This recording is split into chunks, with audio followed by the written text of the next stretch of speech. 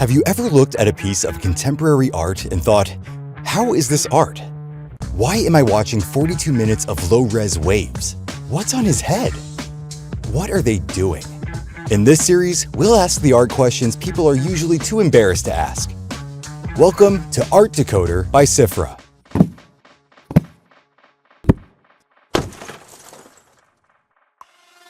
Imagine you're standing in a white room. On the screen, a woman in a giant bunny head breathes loudly, but doesn't speak. The footage feels uncanny, like an obscure piece of forgotten internet media resurfacing through creepypasta forums.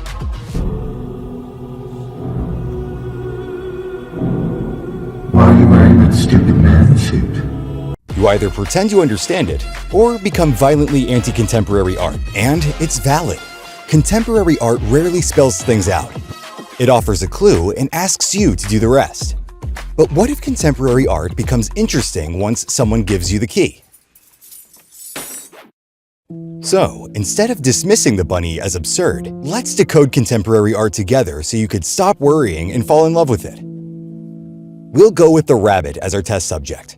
Let's quickly see what art did to this humble animal in the first place.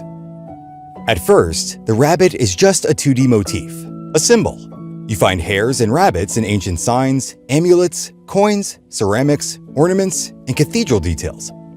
Sometimes they symbolize speed, sometimes fertility or protection. Sometimes they're just decoration because bunnies are cute. But then the rabbit starts collecting baggage. In Titian's Madonna of the Rabbit, the animal symbolizes purity because of older beliefs about rabbits reproducing without losing virginity. In 1502, Albert Dürer paints young hare with borderline insane precision. Young hare was revolutionary because Dürer looked at one random forest creature and decided, yes, this deserves blockbuster-level detail. See that reflected window in the hare's eye? It's giving peak Renaissance energy.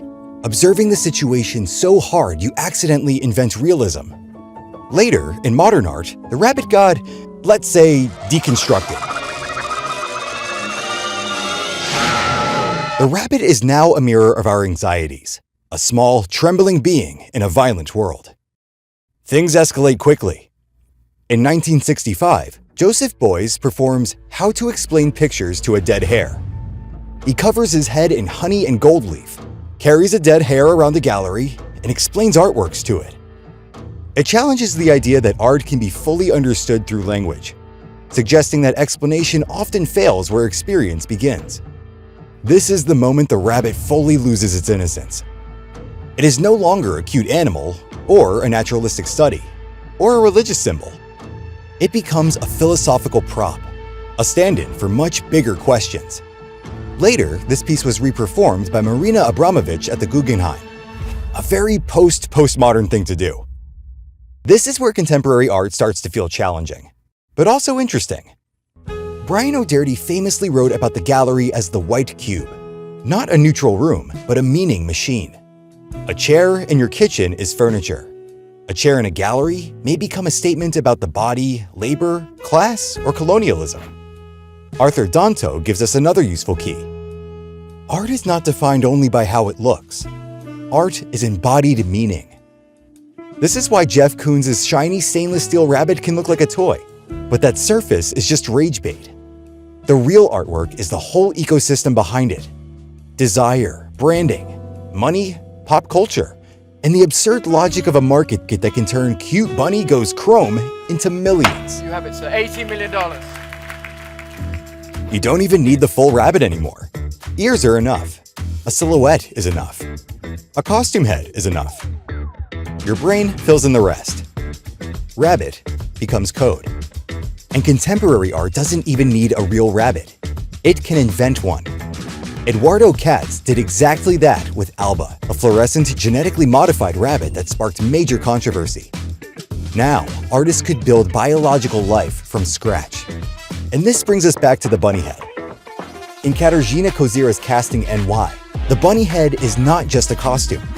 The work began as part of an autobiographical film project where Kozira searched for people who could play the role of herself, what they thought a Polish woman artist's life looked like. It's the next logical step in the evolution of art. First, art studied the rabbit. Then it spoke to the rabbit. Then it engineered the rabbit. Finally, it used the rabbit to ask a different question. If life can be created and modified, can identity be too? Contemporary art can be annoying because it often demands a PDF of explanation. But Susan Sontag warned us, don't murder the bunny with theory. She called for an erotics of art, the ability to look, feel, and notice before you start decoding. Explanation shouldn't replace the work, it should open the door. Still confused? Good. Let's decode art together on CIFRA.